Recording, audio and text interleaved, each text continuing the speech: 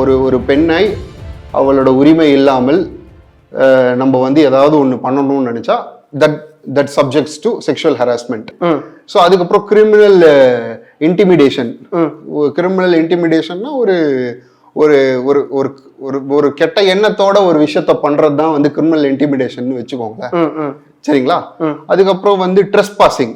ஒரு எஜுகேஷனல் இன்ஸ்டிடியூட்குள்ள வந்து dress pass பண்ணி என்ன இன்டென்ஷனோட, தப்பான ஒரு இன்டென்ஷனோட ஒரு அந்த பொண்ணை ஏதாவது பண்ணணும், அந்த பொண்ணை வந்து இது பண்ணணும் அது பண்ணணும்னு ஒரு இன்டென்ஷனோட உள்ள போயிருக்காரு. இந்த காலத்துலங்க தேர் ஸ்டூடெண்ட்ஸும் படிக்கிற லேடிஸாக இருக்கட்டும், உமனாக இருக்கட்டும், இல்லை வாட் எவர் இட் இஸ், வல்னரபிளாக இருக்காங்க. ரொம்ப வல்னரபிளாக இருக்காங்க. ரொம்ப வல்னரபிளாக இருக்கும்போது அவங்க வந்து ஈஸியாக வந்து தே ஆர் கெட்டிங் ஸ்பாயில்டு. புரியுது. ஸோ என்னோட ஒப்பீனியன் ரொம்ப பாதுகாக்கப்பட வேண்டிய ஒரு இடத்துல அவங்க இருக்கிறாங்க. Of course we are doing that. அதனால தான் வந்து ஜஸ்டிஸ் வந்து அவங்களுக்கு டைம்லி கிடைச்சிருக்குன்னு நான் பார்க்குறேன்.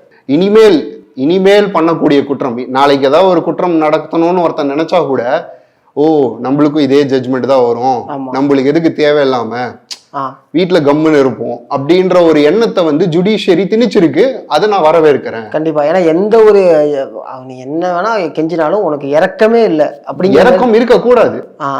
இறக்கம்ன்றது அவர் குற்றவாளின்னு தெரிஞ்சதுக்கு அப்புறமா எதுக்குங்க இறக்கும்? சார் இன்னொரு விஷயம் இருக்கு என்னன்னா, ஆரம்பத்துல இருந்தே யார் அந்த சார், இது வந்து பியூர்லி ஒரு பொலிட்டிக்கல் மைலேஜா தான் நான் பாக்குறேன். ஒரு சிலரோட பொலிட்டிக்கல் மைலேஜ் இது. ஏன் அப்படின்னா, எல்லாத்தையுமே வந்து காமன் மேன் டிசைட் பண்ணிடலான்னா கோர்ட்டோ சட்டமோ எதுவுமே தேவையில்லை. புரியுதுங்களா? சார்ஜ் ஷீட் ஃபைல் ஆனது